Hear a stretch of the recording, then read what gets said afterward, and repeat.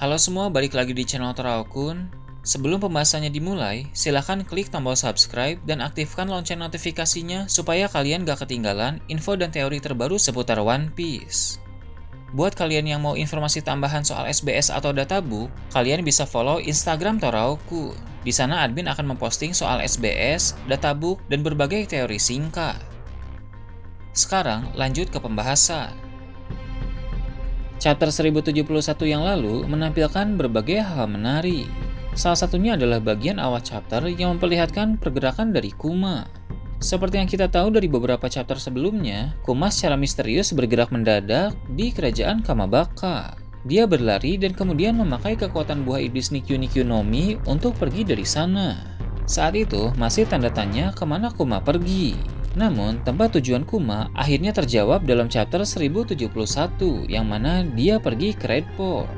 Saat Kuma tiba di sana, dia melihat ke atas, menandakan tujuan sebenarnya adalah Mary Joyce. Karena Mary Joyce terletak di puncak Red Line. Mungkin karena fisik Kuma sedang berada dalam keadaan tidak baik, maka dia tidak bisa mendarat di Mary Joyce. Dia hanya mampu mencapai bagian Red Port saja. Meski begitu, sepertinya Kuma akan segera memanjat naik untuk pergi ke Mary Joyce dengan suatu alasan tertentu. Pergerakan dari Kuma akan membawa kehebohan besar di Mary Joyce. Dalam video kali ini, channel Toraokun akan membahas tentang pergerakan dari Kuma akan memicu pertarungan yang sangat besar. Di kerajaan Kamabaka, ketika Kuma bergerak tiba-tiba lalu kemudian menghilang, pasukan revolusi di sana termasuk Dragon tampak tidak tahu kemana Kuma akan pergi. Sejak dibawa ke sana oleh para komandan revolusi, Kuma memang tidak bisa diajak bicara. Kuma hanya bertingkah seperti robot budak, karena sejatinya Kuma yang sekarang bukan manusia lagi.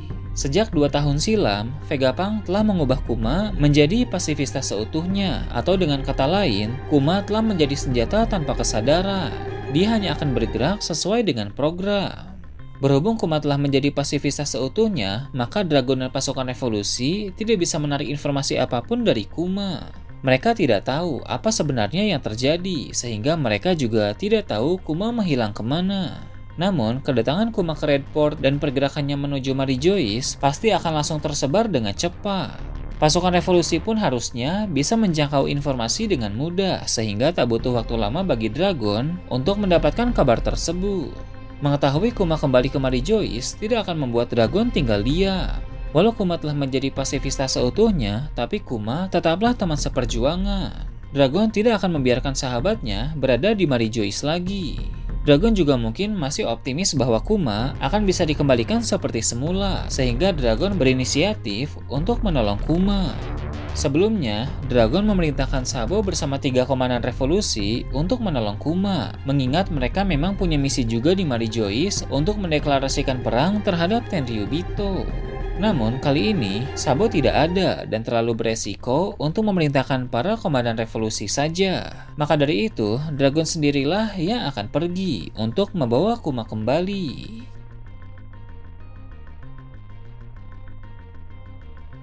Alasan mengapa Dragon bisa percaya diri untuk pergi sendirian, tentu karena Dragon memiliki kekuatan yang besar. Dragon bertujuan untuk membawa Kuma kembali, bukan untuk bertempur habis-habisan. Maka dari itu, dia tidak perlu membawa pasukan yang banyak ke Mary Joyce. Bergerak sendiri pun mungkin bisa lebih efisien ketimbang membawa pasukan banyak. Karena ini misi penyelamatan, bukan misi untuk berperang. Sampai sekarang memang masih belum dikonfirmasi apa kekuatan dari Dragon. Namun, sudah ada beberapa petunjuk penting terkait kekuatan dari sang pemimpin revolusi itu. Saat Dragon datang ke Loguetown 2 tahun lalu, badai yang cukup besar terjadi di sana. Dia juga pernah menolong Sabo di lautan, lalu kembali ke atas kapal dengan cepat. Hal tersebut mengindikasikan bahwa kekuatan Dragon berhubungan dengan angin. Bisa jadi, Dragon adalah pengguna buah iblis Logia Angin, karena kekuatan tersebut belum pernah muncul sampai sekarang. Mengapa bisa ada badai besar di Loguetown saat Dragon muncul? Itu karena kekuatan angin miliknya telah mencapai tahap awakening, sehingga dapat mempengaruhi lingkungan sekitar yang membuat badai muncul. Atau bisa jadi juga Dragon adalah pengguna buah iblis Paramecia Badai, yang mana kekuatannya pun berkaitan dengan angin. Dan kemungkinan ketiga, dia merupakan pengguna Zoan mitologi dengan jenis makhluk yang berhubungan dengan angin atau badai. Maka dari itu, tak akan butuh waktu lama bagi Dragon untuk pergi ke Mary Joyce karena dia akan memanfaatkan kekuatan anginnya untuk menuju ke sana dengan cepat. Hal yang sangat menarik pun akan terjadi ketika Dragon muncul di tempat tersebut. Pihak pemerintah dunia pasti akan meminta angkatan laut untuk menangani Dragon. Namun, saat Dragon datang, semua admiral sedang tidak ada di markas. Seperti yang kita tahu, Kizaru sedang menuju Pulau Egghead. Sementara itu, Fujitora dan Ryokugyu pun juga mungkin sedang berada di luar. Ketiadaan para admiral akan membuat fleet Admiral Akainu langsung turun tangan dalam menghadapi Dragon.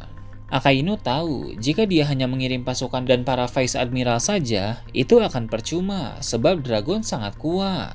Maka dari itu, Akainu harus datang ke Mary Joyce untuk langsung menghadapi Dragon. Pertarungan mereka akan berjalan dengan seru, tapi keduanya tidak akan memakai kekuatan penuh. Mereka berdua punya alasan yang berbeda mengapa tidak bisa memakai kekuatan penuh. Untuk Dragon, dia tahu di Mary Joyce banyak budak. Jika Dragon mengamuk sekuat tenaga, kehancuran besar akan terjadi dan para budak kemungkinan besar akan menjadi korban. Sedangkan Akainu di sana adalah Mary Joyce, tempat yang menjadi pusat pemerintah dunia dan ada banyak Tenryubito yang tinggal di situ. Jika Akainu mengamuk sekuat tenaga, maka bisa-bisa dia mengakibatkan kehancuran besar di Mary Joyce dan Tenryubito pun berada dalam bahaya. Meski Dragon dan Akainu tidak akan memakai kekuatan penuh, tapi duel mereka tetap akan sangat menarik.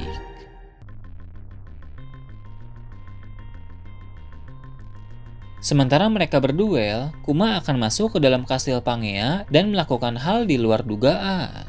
Dia akan meledakkan diri di Mary Joyce dan itulah program rahasia yang ditanamkan oleh Vegapunk. Kuma telah menduga dengan tubuhnya yang unik, jika dia dijadikan pasifista seutuhnya, maka Tenryubito akan menjadikannya budak. Dengan begitu, pada waktu yang telah ditentukan, ketika program Kuma untuk mengacau dan meledakkan diri di Mary Joyce tiba, para Tenryubito akan menjadi korban. Vegapunk tahu kebusukan Tenryubito dan pemerintah dunia, sehingga dia setuju untuk membuat program semacam itu pada diri Kuma. Hal itu akan mengejutkan semua orang, termasuk Dragon dan Akainu. Pada awalnya, Dragon akan terguncang dan bertanya-tanya saat tahu Kuma meledakkan diri.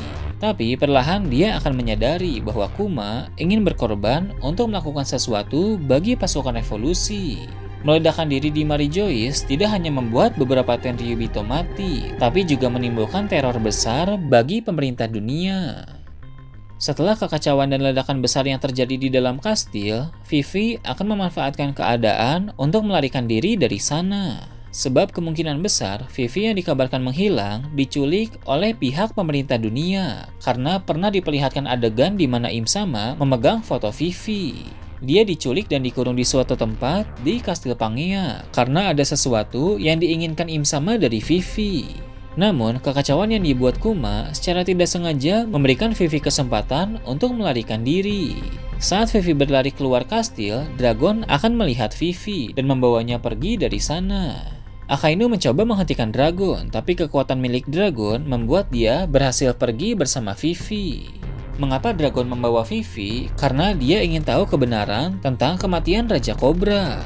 Nanti, Vivi pun akan menceritakan semuanya kepada Dragon dan pasukan revolusi. Vivi akan bilang bahwa Sabo tidak bersalah, karena yang menghabisi Raja Cobra dan menculik Vivi adalah pemerintah dunia. Vivi pun akan mengungkapkan soal Im Sama, karena dia telah melihat Im Sama saat berada di Mary Joyce. Sementara itu, di suatu tempat akan diperlihatkan Sabo. Dia selamat dari kerajaan Lulusia, karena karakter seperti Sabo tidak mungkin mati begitu saja. Sebagai pengguna Logia, Sabo tidak akan mati karena ledakan, sebab dia bisa memanipulasi tubuhnya menjadi api. Kemudian, Sabo dalam bentuk Logia melayang mencari kapal terdekat, sehingga dia naik ke sana dan berhasil selamat. Sabo akan segera mencari Denden Mushi dan menghubungi Dragon lagi.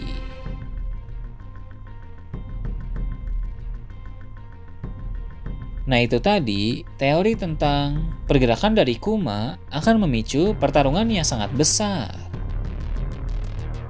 Gimana menurut kalian? Silahkan tulis di kolom komentar di bawah.